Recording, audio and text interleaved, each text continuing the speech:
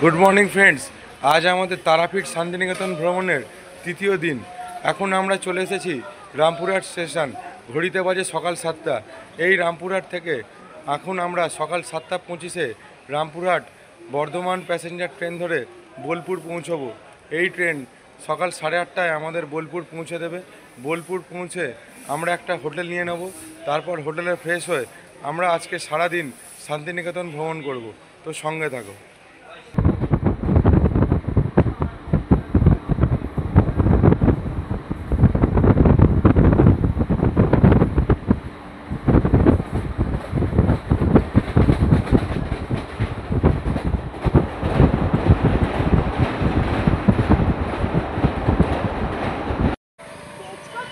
অবশেষে পৌঁছে গেলাম বোলপুর শান্তিনিকেতন।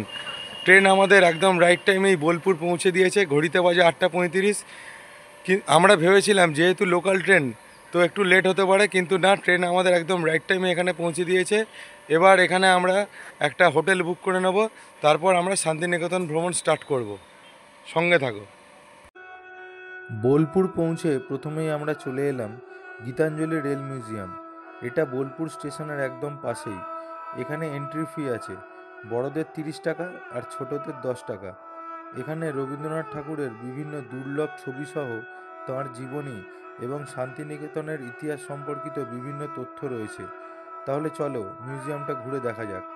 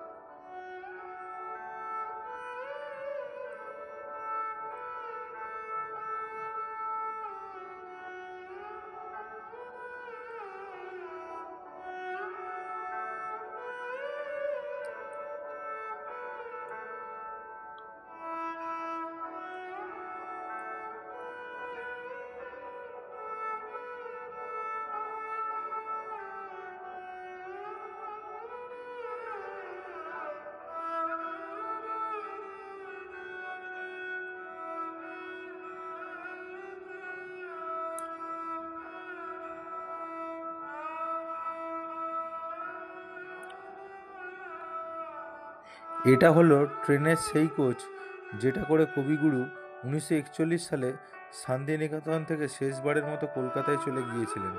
খুব সুন্দরভাবে সংরক্ষণ করা হয়েছে এটি।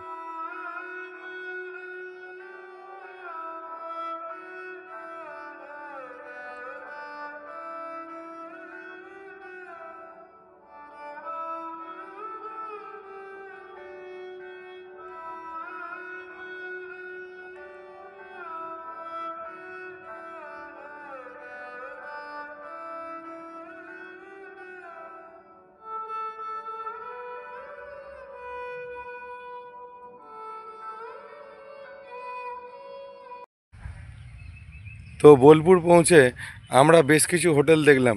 হোটেলগুলো দেখার পর আমার এটাই মনে হলো যে এখানে হোটেলগুলোর যা কোয়ালিটি তার তুলনায় রুমের প্রাইস একটু বেশি।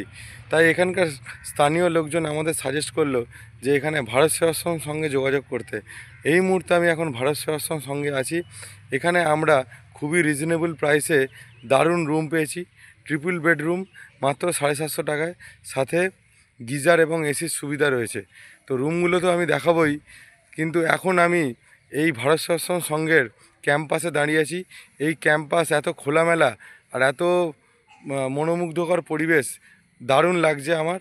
তো আমি এখন এই ক্যাম্পাসটা একটু দেখাচ্ছি, তারপর আমি আমাদের রুমগুলো শেয়ার করব। এই হচ্ছে ভারত সেবাশ্রম সংঘের মেন গেট। ভিতরে প্রবেশ করা যাক।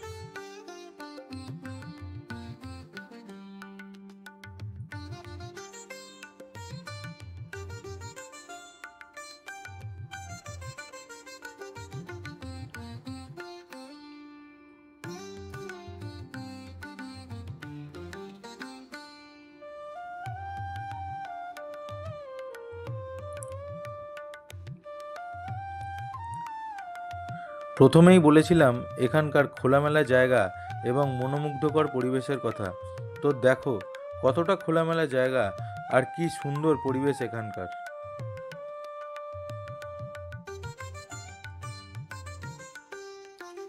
এদিকটা পুরো গাছপালা দিয়ে ঘেরা, এর পিছন দিকে আছে আইটিআই কলেজ। এই বিল্ডিংটা হলো এখানকার স্বামীজিদের থাকার জায়গা। এর পাশেই আছে ভারত সেবাশ্রম সংঘের মন্দির। এই বিল্ডিংটা হলো এখানকার ছাত্রদের থাকার জায়গা, আর এই ছাত্রদের থাকার জায়গার পিছনের দিকে রয়েছে খাওয়া দাওয়ার জায়গা। তার পিছনে আছে গোশালা। আর দূরে ওই যে বড় বিল্ডিংটা দেখা যাচ্ছে ওটা হলো গেস্ট হাউস, অর্থাৎ যে সমস্ত ট্যুরিস্টরা এখানে আসছে তাদের থাকার জায়গা। বিল্ডিংটা বিশাল বড়, প্রচুর রুম আছে এখানে।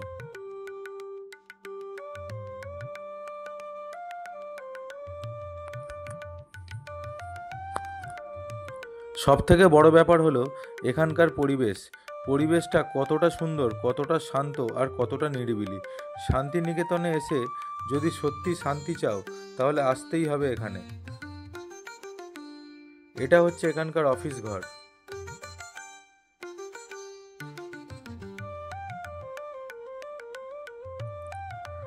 এই হচ্ছে ভারত সেবাশ্রম সংঘের মন্দির।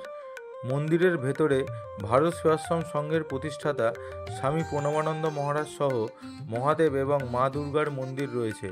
তবে এখানে কোনো পুরোহিত পুজো করে না, পুজো পাঠ করে এখানকার ছাত্ররা।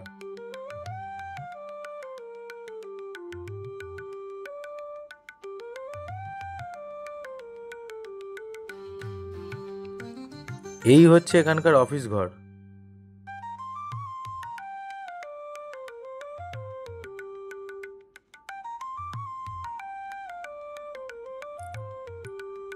এখানে রয়েছে টোটো ভাড়ার তালিকা, অর্থাৎ এখান থেকে শান্তিনিকেতনের বিভিন্ন জায়গায় সাইট সিন করতে নির্ধারিত টোটো ভাড়ার তালিকা। তাই টোটো ভাড়া নিয়ে ঝামেলা থেকে মুক্তি।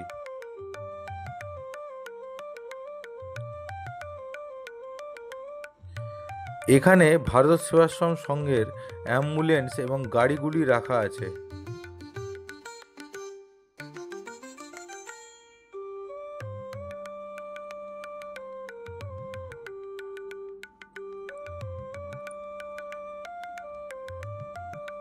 এই রাস্তা দিয়ে সোজা গেলে রয়েছে গোশালা।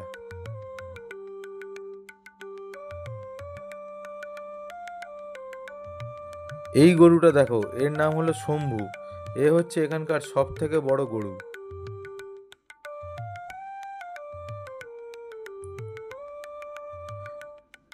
এবার গোশালাটা একটু ঘুরে দেখা যাক, প্রচুর গরু রয়েছে এখানে।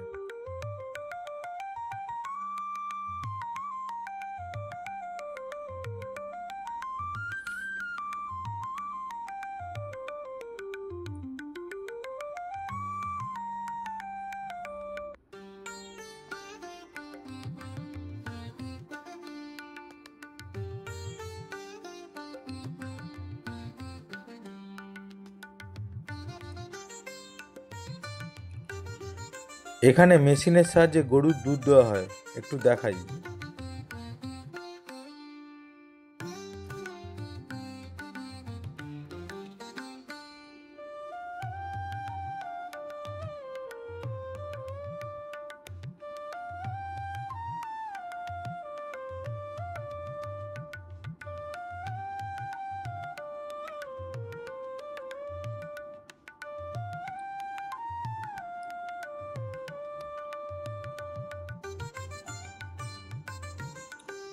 এটা হলো বায়োগ্যাস বা গোবর গ্যাস তৈরি করার প্লান্ট।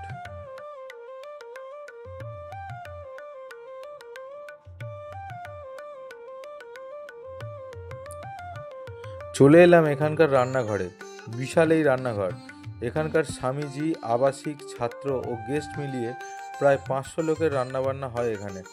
সম্পূর্ণ নিরামিষ। গেস্টরা চাইলে এখানে খেতে পারে। দুপুরে লাঞ্চ এবং রাতে ডিনার ছাড়াও এখানে জলখাবার বা টিফিনের ব্যবস্থাও আছে। খরচ পড়ে লাঞ্চের জন্য 70 টাকা, ডিনারের জন্য 60 টাকা আর টিফিনের জন্য 30 টাকা। খাবারের কুপন অফিস ঘর থেকে সংগ্রহ করতে হয়।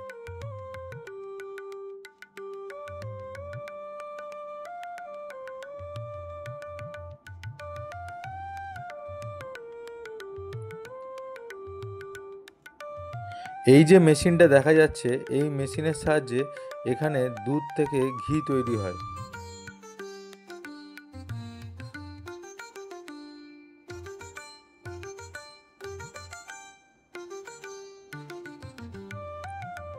এবার চলে এলাম গেস্ট হাউসের পিছনে। এখানে বিস্তীর্ণ অঞ্চল জুড়ে বিভিন্ন রকম সবজি চাষ হয়। প্রসঙ্গত বলি, এখানকার যা খাবার দাবার সবই কিন্তু এখানকার সবজি দিয়েই রান্না করা হয়, বাইরে থেকে কোনো কিছু আনা হয় না। দেখি কি কি সবজি চাষ হয়েছে এখানে। এটা হচ্ছে মূলো,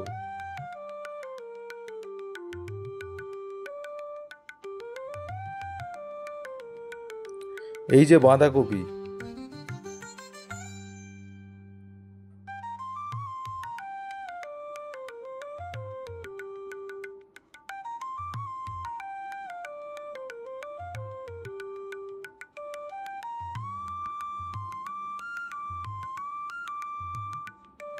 এটা হচ্ছে বেগুন,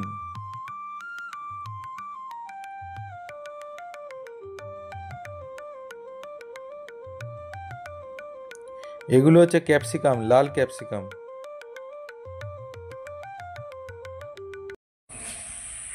এই রুমটা আমরা পেয়েছি, রুম নম্বর 116। চলো ভেতরে যাওয়া যাক। দেখো, ঢুকতে শুরুতেই একটা রুম রয়েছে, একটা ডাইনিং টেবিল, দুটো চেয়ার, এটা একটা স্ল্যাব মতো রয়েছে। এই ভেতরে আরেকটা রুম, এখানে দুজনে শোয়ার জন্য একটা বেড আর একটা সিঙ্গেল বেড, একটা আয়না, এই হচ্ছে এসি, এখানে দুটো চেয়ার। আর বাথরুমটা দেখাই, এই হচ্ছে বাথরুম, গিজার, বেশ বড়ই আছে বাথরুম। এইবার এইটা আমার সব থেকে ভালো লাগলো, এইখানে একটা লন আছে, এই হচ্ছে লন। আর এই বারান্দা থেকে সামনে সুন্দর প্রকৃতি দেখা যাচ্ছে। তো এখন আমরা ব্রেকফাস্ট করে নিয়ে শান্তিনিকেতন ভ্রমণে বেরিয়ে পড়লাম। এই টোটো করে আমরা আজকে পুরো শান্তিনিকেতন ভ্রমণ করব। প্রথমে যাব আমরা সুরুল রাজবাড়ি। চলে এলাম বোলপুরের বিখ্যাত সুরুল রাজবাড়িতে। এই সুরুল রাজবাড়িতে বেশ কিছু বাংলা ছবি যেমন হীরক জয়ন্তী, দেবদাস, বলিদান, প্রতিশোধ, গয়নার বাক্সের শুটিং হয়। এছাড়া তুমি রবে নীরবে, লালু ভুলু, রাখি বন্ধন এবং রানী রাসমণির মতো জনপ্রিয় বাংলা ধারাবাহিকের শুটিং হয়। ঐতিহাসিক এই রাজবাড়ি নির্মাণ করেন শ্রীনিবাস সরকার। 18 শতকের গোড়ার দিকে শ্রীনিবাস সরকারের প্রপিতামহ ভারতচন্দ্র সরকার বর্ধমানের নীলপুর থেকে বোলপুরে তার গুরুর বাড়িতে থাকতে আসেন। তার গুরুর নাম ছিল বাসুদেব ভট্টাচার্য। ভারতচন্দ্র তার স্ত্রীর সাথে দীর্ঘদিন ধরে তার গুরুর বাড়িতে বাস করেন। সেখানেই তার পুত্র কৃষ্ণহরি জন্মগ্রহণ করেন। তারপর থেকে ভারতচন্দ্র এখানেই স্থায়ীভাবে বাস করার সিদ্ধান্ত নেন। কৃষ্ণহরির পুত্র ছিলেন শ্রীনিবাস। তিনি তৎকালীন ব্রিটিশদের সাথে সাফল্যের সাথে ব্যবসা করে খ্যাতি অর্জন করেন। এই শ্রীনিবাস সরকারই নির্মাণ করেন এই সুরুল রাজবাড়ি।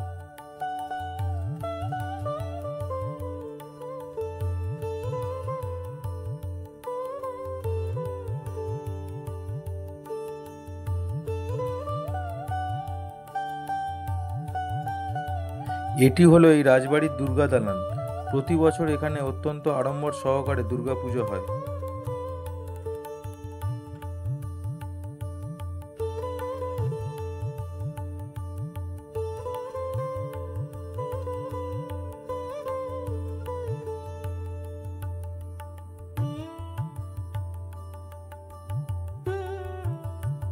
রাজবাড়ির পাশের দিকে এই অংশে শিব মন্দির এবং দুর্গা দালান আছে।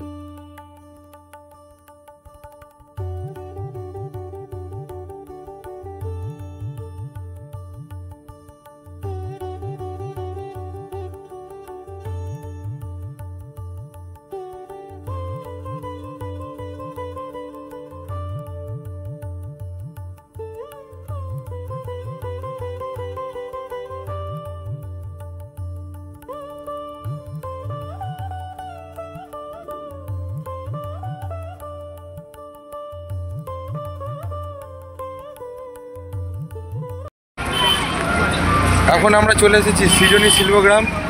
এখানে টিকিট লাগে, টিকিটের মূল্য 30 টাকা, আর 5 থেকে 12 বছর বাচ্চাদের টিকিট লাগে 10 টাকা। তো এখানে ভারতের বিভিন্ন রাজ্যের কালচারকে তুলে ধরা হয়েছে। তো চলো যাওয়া যাক সৃজনী শিল্পগ্রাম।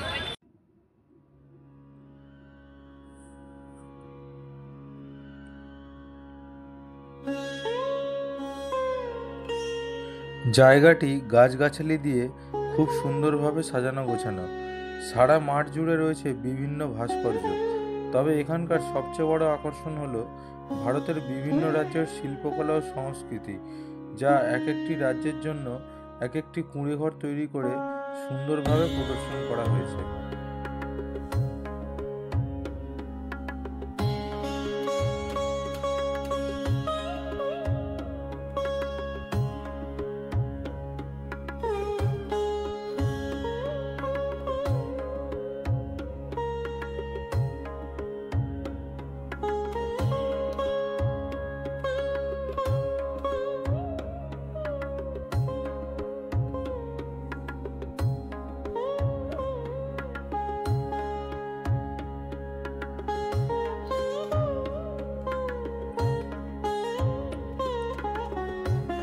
এখানে আমরা দেখতে পাচ্ছি আদিবাসী বীর বিরসা মুন্ডা, লক্ষণ নায়ক, রানী গাইদিনলু, সিধু কানু, তিলকা মাঝি, তীরথ সিংয়ের মূর্তিগুলি খুব সুন্দরভাবে সাজানো রয়েছে।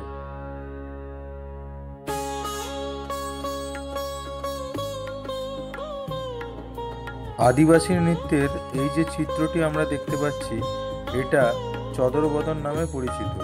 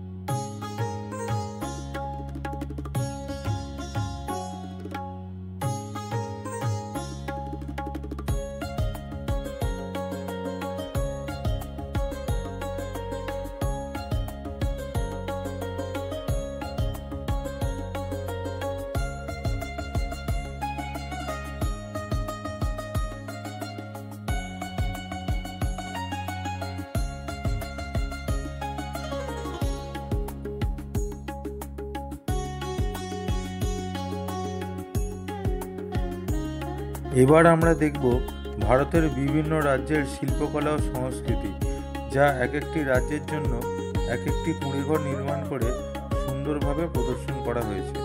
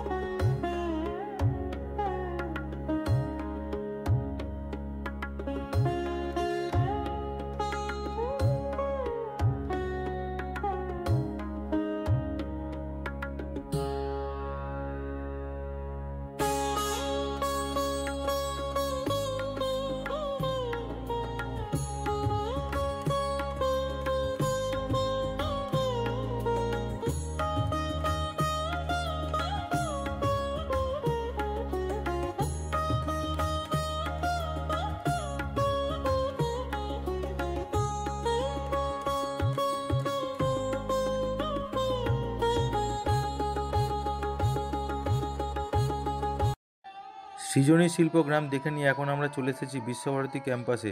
1901 সালে বিশ্বভারতী প্রতিষ্ঠিত হয় এবং 1951 সালে এটি বিশ্ববিদ্যালয়ে পরিণত হয়। প্রায় 4.5 বর্গ কিলোমিটার জুড়ে রয়েছে এই বিশ্বভারতী ক্যাম্পাস। এই ক্যাম্পাসে রবীন্দ্র মিউজিয়াম, রবীন্দ্রনাথ ঠাকুরের বাড়ি ছাড়াও বিভিন্ন শিক্ষা বিভাগ এবং আরও অনেক কিছু দেখার আছে। তাহলে চলো শুরু করা যাক। আমাদের টোটোর এই দাদাই বিশ্বভারতী ক্যাম্পাসের বিভিন্ন বিষয় আমাদের গাইড করে দিলেন। শুরু করলাম এই ছাতিমতলা দিয়ে। এখান থেকেই শান্তিনিকেতনের শুরু হয়। শান্তিনিকেতনের আগের নাম ছিল ভুবনডাঙ্গা। রায়পুরের জমিদার ভুবনমোহন সিংহের নামানুসারে এই নাম। এই ভুবনমোহন সিংহের সাথে রবীন্দ্রনাথ ঠাকুরের বাবা দেবেন্দ্রনাথ ঠাকুরের বেশ ঘনিষ্ঠতা ছিল। তিনি ভুবনমোহন সিংহের থেকে 1 টাকার বিনিময়ে ভুবনডাঙ্গার 20 বিঘা জমি পাট্টা নেন এবং গড়ে তোলেন এক আশ্রম। এই জায়গায় 2টি ছাতিম গাছ আছে, তার থেকেই এই জায়গার নাম হয় ছাতিমতলা। এটি হচ্ছে নাট্যঘর। কবিগুরুর জন্ম এবং মৃত্যু দিবস অর্থাৎ 25শে বৈশাখ এবং 22শে শ্রাবণের অনুষ্ঠান এখানেই অনুষ্ঠিত হয়। চলে এলাম কলা ভবন ক্যাম্পাসে। প্রথমেই দেখতে পেলাম ইগলু বাড়ি। কলা ভবনের ছাত্রদের তৈরি এটি একটি অনন্য ভাস্কর্য। এই মূর্তিটি বানিয়েছেন শিল্পী রামকিঙ্কর বেজ। এটির নাম হলো আদিবাসী সাঁওতালি পরিবার।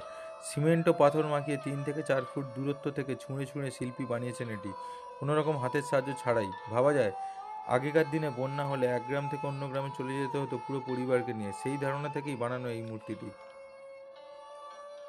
এটি হলো call of the mill sculpture. এই মূর্তিটির মাধ্যমে বোঝানো হয়েছে কারখানা বা মিলের সাইরেনের আওয়াজ শুনে শ্রমিকরা কাজে বেরিয়ে পড়ে এবং পিছনে তাদের শিশু দৌড়ে আসে।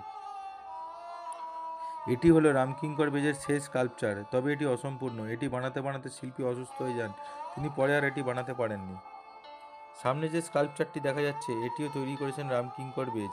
এটাকে বলা হয় লিপ স্ট্যান্ড। সারেগামা পাদানিসা গাইলে ঠোঁটের আকৃতি কীরকম হয় সেটিই দেখানো হয়েছে এখানে। এবার আমরা চলে এলাম 3 পাহাড়। কবিগুরু কোপাই নদী থেকে একটি বটগাছের চারা এনে 3টি পাথরের সাহায্যে এখানে রোপণ করেছিলেন। পরবর্তীকালে সেই বটগাছই বিশালাকার রূপ নিয়ে আজও দাঁড়িয়ে আছে। আর সেই 3টি পাথর ঘিরে তৈরি হয়েছে 3টি স্টেপ, যার ওপর এই বটগাছ দাঁড়িয়ে। সেই থেকেই এর নাম হয়েছে 3 পাহাড়।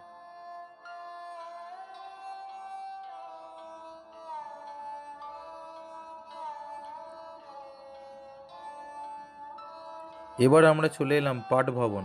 এখনও এখানে নার্সারি স্কুলের ক্লাস বসে প্রকৃতির মাঝে, খোলা মাঠে।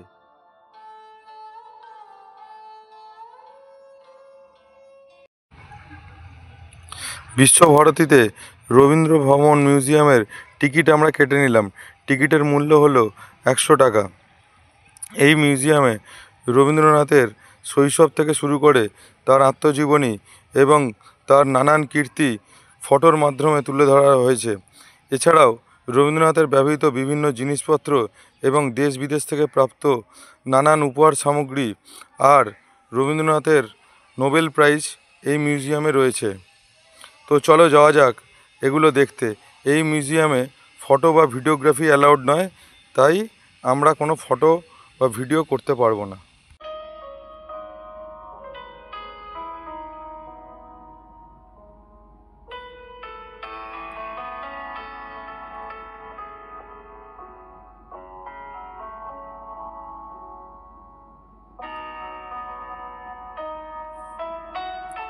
এটা হলো উত্তরায়ণ কমপ্লেক্স। এখানে রবীন্দ্র ভবন মিউজিয়াম ছাড়াও রবীন্দ্রনাথ ঠাকুরের 5টি বাড়ি আছে, যেগুলিতে কবিগুরু বিভিন্ন সময় থেকেছেন। এই রবীন্দ্র ভবন মিউজিয়ামটা দেখে নিয়ে আমরা সেই বাড়িগুলি দেখব। তাহলে চলো মিউজিয়ামে প্রবেশ করা যাক।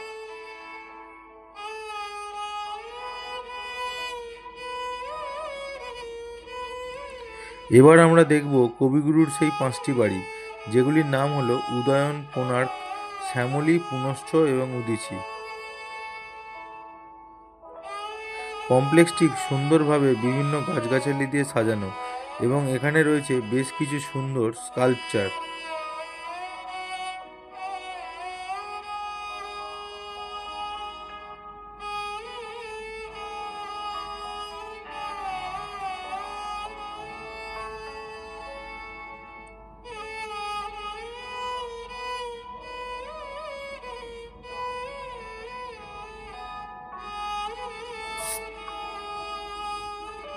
কবিগুরুর এই বাড়িটির নাম হলো উদয়ন।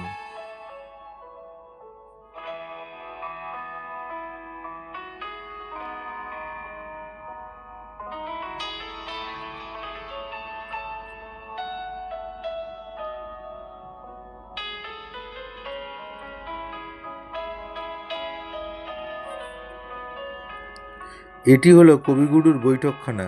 এখানে কবিগুরু বিভিন্ন গুণী মানুষজনের সাথে সাহিত্য চর্চা করতেন। সত্যি অসাধারণ।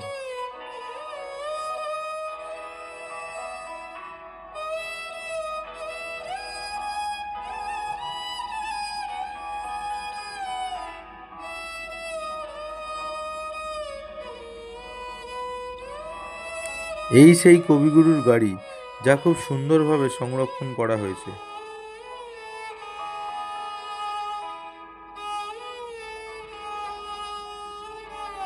কবিগুরুর এই বাড়িটির নাম হলো কোণার্ক।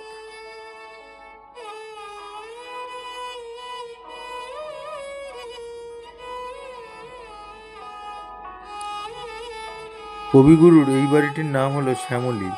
এটি মাটির তৈরি।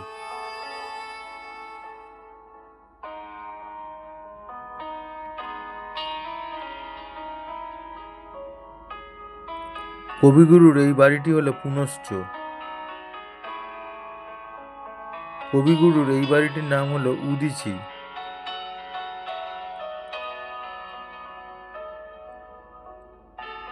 উত্তরায়ণ কমপ্লেক্স ঘুরে নিয়ে আবার আমরা বিশ্বভারতী ক্যাম্পাসে চলে এলাম। এটি হলো উপাসনা গৃহ। 1863 সালে মহর্ষি দেবেন্দ্রনাথ ঠাকুর এই উপাসনা গৃহ সাজিয়ে তোলেন বিভিন্ন রঙের বেলজিয়াম গ্লাস দিয়ে। সন্ধ্যাবেলায় প্রদীপের আলো যখন জ্বলে ওঠে তখন এই উপাসনা গৃহ অসাধারণ দেখতে লাগে। এখনও প্রতি বুধবার এখানে প্রার্থনা করা হয়।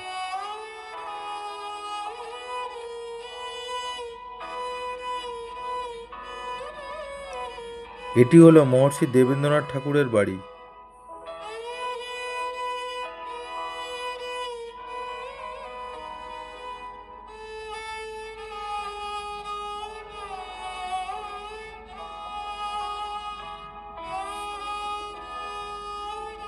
এবার আমরা চলে এলাম সেই তালগাছ দেখতে, যেটা নিয়ে কবিগুরুর লেখা সহজ পাঠের সেই অমর কবিতা, তাল গাছ এক পায়ে দাঁড়িয়ে সব গাছ ছাড়িয়ে উঁকি মারে আকাশে।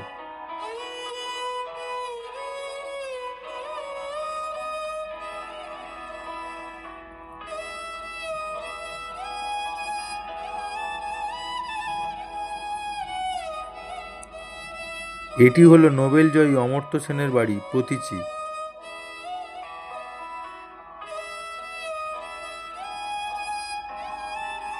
প্রতীচীর উল্টো দিকে রয়েছে অ্যাগ্রো ইকোনমিক সেন্টার আর বিশ্বভারতীর ইকোনমিক্স ডিপার্টমেন্ট।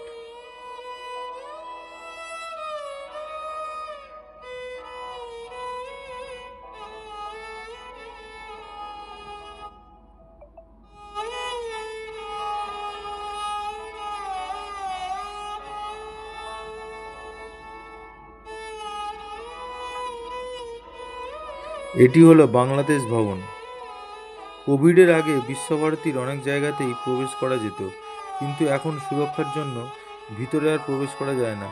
বাইরে থেকে দেখেই সন্তুষ্ট থাকতে হয়।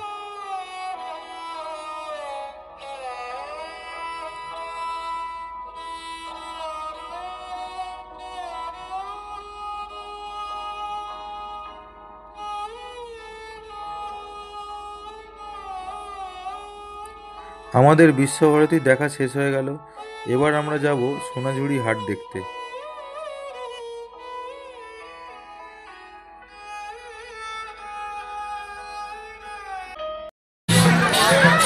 তো এখন আমরা পৌঁছে গেলাম সোনাঝুরি হাট। আজকে শনিবার, তাই সোনাঝুরি হাট আজকেই সব থেকে ভালোভাবে হয়। তো কেরম লাগছে সোনাঝুরি হাটে এসে পৌঁছে? খুব ভালো লাগছে। এরকম হাট সত্যি কথা বাঁকুড়ায় গিয়ে দেখেছিলাম, কিন্তু বাঁকুড়ার থেকেও এটা আরো বেশি অনেক বাঁকুড়া, এটা ওটা পোড়ামাটির হাট বলে। হাটের কথা বলছি আমি, কিন্তু এটা আরো অনেক বড়। আমার খুব ভালো লাগছে, আমি এনজয় করি। তুমি প্রথম এলে তো সোনাঝুরি হাটে? হ্যাঁ, অবশ্যই। ঠিক আছে, চলো হাটটা ঘুরে দেখা যাক কিরকম লাগে।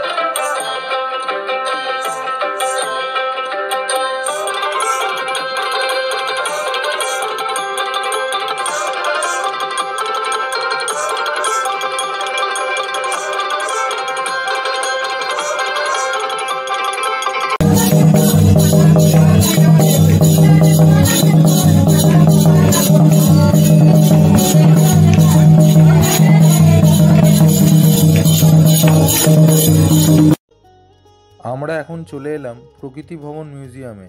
এটা সোনাঝুরি হাটের কাছেই। এখানে পাথর এবং কাঠের বিভিন্ন ধরনের প্রতিকৃতি আছে, যেগুলি অনুভব বা কল্পনা করা যায়, যেমন পেঙ্গুইন, সমুদ্রের ঢেউ, হরিণ এবং আরও অনেক কিছু। এখানে সব কিছুই একেবারে প্রাকৃতিক।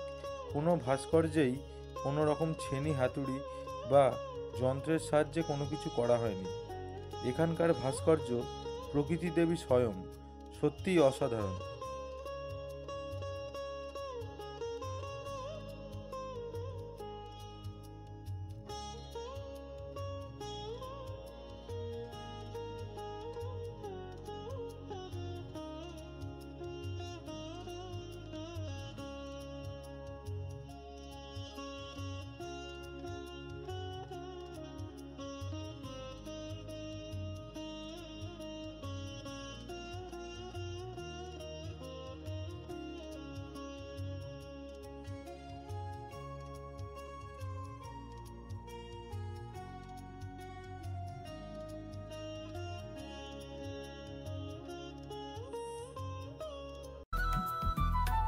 প্রকৃতি ভবন মিউজিয়াম থেকে 2 মিনিট হেঁটে দর্শন করে নেওয়া যায় এই সুন্দর শ্বেতশুভ্র বুদ্ধ মূর্তিটিকে।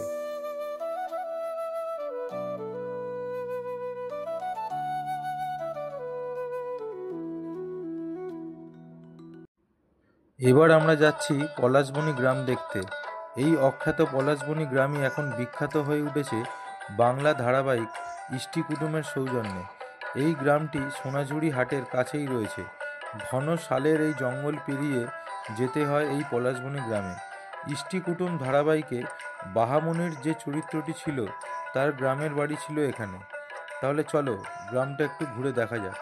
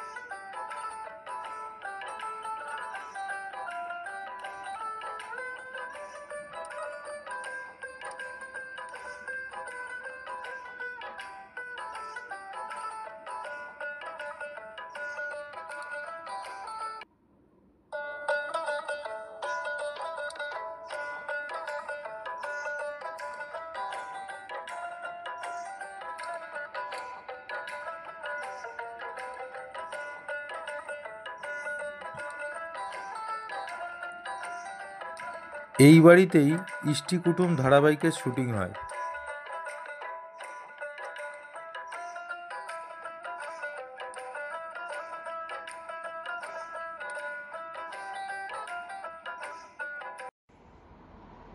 অবশেষে আমাদের আজকের শান্তিনিকেতন ভ্রমণ সম্পূর্ণ হলো। আমরা এখন ফিরছি ভারত সেবাশ্রম সঙ্গে। Bye bye.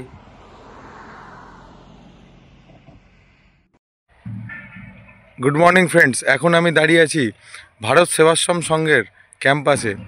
আমাদের 3 রাত্রি 4 দিনের তারাপীঠ শান্তিনিকেতন ভ্রমণের আজকে চতুর্থ এবং শেষ দিন।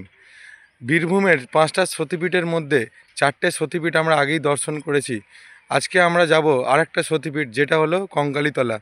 তো এই ভারত সেবাশ্রম সংঘ থেকে আমরা একটা টোটো বুক করে কঙ্কালীতলার উদ্দেশ্যে রওনা হব। কঙ্কালীতলা হলো 51 সতীপীঠের শেষ পীঠ। তবে এই মন্দির সতীপীঠ না উপপীঠ, এই নিয়ে অনেক মত রয়েছে। পীঠ নির্ণয়তন্ত্র অনুসারে কঙ্কালীতলা মন্দিরে সতীর কঙ্কাল পড়েছিল, সেই কারণেই এই পীঠের নাম হয় কঙ্কালীতলা।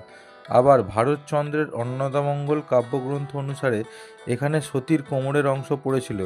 তবে মন্দিরের সেবায়েতরা সতীর কোমরের অংশ পড়ার তত্ত্বকেই সমর্থন করেন। আগে এখানে কোনো মন্দির ছিল না, শুধুমাত্র একটি কুণ্ড ছিল। খোলা বেদিতে দেবীর পূজা করা হতো। পরে মন্দিরটি তৈরি হয়।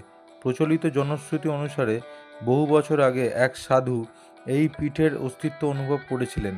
পরবর্তীকালে আরেকজন মায়ের সাধককে মা স্বপ্নাদেশ দিয়ে জানান যে তিনি ওই কুণ্ডের জলে নিমজ্জিত আছেন। স্বপ্নাদেশে সেই সাধক মায়ের পুজোর ব্যবস্থা করার আজ্ঞা পান। এই কুণ্ডের জলে কিছু পাথর নিমজ্জিত আছে, যেগুলোকে ভক্তরা দেবীর দেহাংশ বলে মনে করেন। এই পাথর খণ্ডগুলি 20 বছর অন্তর কুণ্ড থেকে তোলা হয়। পূজা শেষে সেগুলিকে পুনরায় কুণ্ডের জলে ডুবিয়ে দেওয়া হয়। এখানে দেবীর কোনো মূর্তি নেই। এখানে রয়েছে শ্মশানকালীর বড় বাঁধানো একটি ছবি। ছবিতেই দেবীর পূজা করা হয়। এই হচ্ছে সেই কুণ্ড যেখানে সতীমাতার কোমরের অংশ পড়েছিল। মন্দিরের পিছনে রয়েছে কোপাই নদী। এই নদীকে নিয়েই কবিগুরুর অমর কবিতা, আমাদের ছোট নদী চলে আঁকে বাঁকে, বৈশাখ মাসে তার হাঁটু জল থাকে। কঙ্কালীতলা থেকে ফেরার পথে আমরা চলে এলাম বল্লভপুর বন্যপ্রাণী অভয়ারণ্যে। এখানে আগে এন্ট্রি ফি ছিল 100 টাকা। বর্তমানে কোনো এন্ট্রি ফি নেই, তবে সচিত্র পরিচয়পত্র দেখাতে হবে, যেমন ভোটার আইডি, আধার কার্ড বা ড্রাইভিং লাইসেন্স। এখানে বিভিন্ন প্রজাতির হরিণ এবং পাখি দেখতে পাওয়া যায়।